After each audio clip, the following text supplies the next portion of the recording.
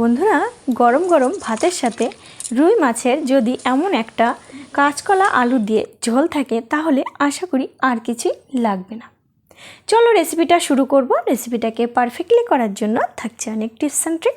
আচ্ছা, dream kitchen with village ফুডের নতুন একটা রেসিপিতে তোমাদের সবাইকে স্বাগত জানিয়ে আমার নতুন রেসিপিটা শুরু করছি।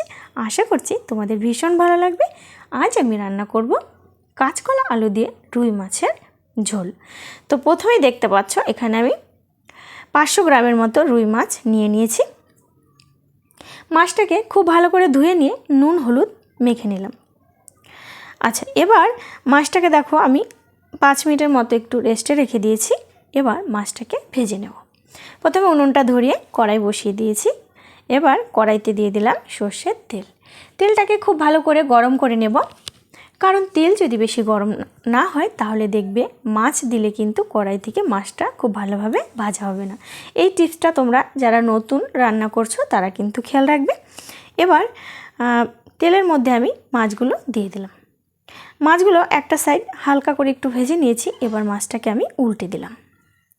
একটু আলতো করে উল্টাবো, নাহলে কিন্তু মাছগুলো ভেঙে যাবে। আচ্ছা বন্ধুরা, মাছটা ভেজে আমি নামিয়ে নিয়েছি। আর ওই একই তেলের মধ্যে আমি দিয়ে দিলাম কিছুটা সাদা জিরে।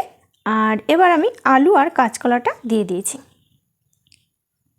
আলু কাঁচকলা দিয়ে রুই মাছের ঝোল রান্না করলে কিন্তু ভীষণ ভালো লাগে খেতে। তোমরা অবশ্যই রেসিপিটা ট্রাই করবে। দেখতে পাচ্ছ আমি আলু আর কাঁচকলাটাকে একটু ভেজে নেব। আর এই রেসিপিটা রান্না করতে কিন্তু খুব বেশি মশলা একেবারেই ব্যবহার করব না।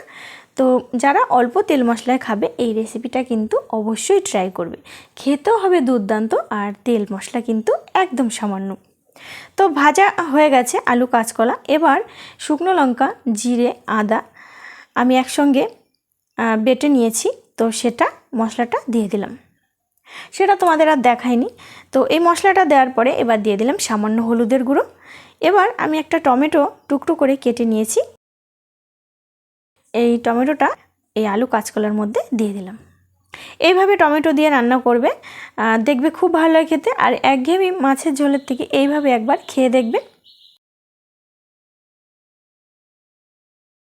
মশলাটা খুব ভালো করে কষে নিয়েছি। এবার দিয়ে দিলাম পরিমাণ মতো জল।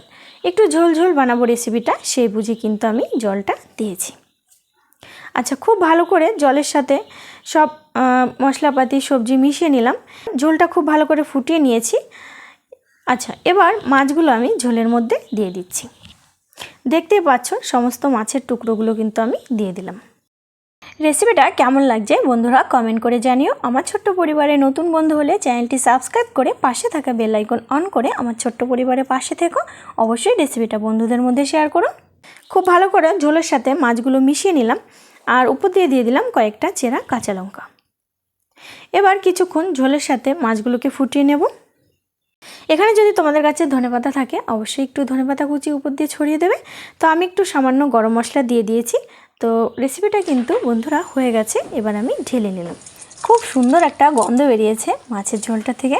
তো বন্ধুরা, নতুন একটা রেসিপিতে নতুন একটা দিনে তোমাদের সাথে দেখা হচ্ছে। ভালো থেকো, সুস্থ থেকো, বাই।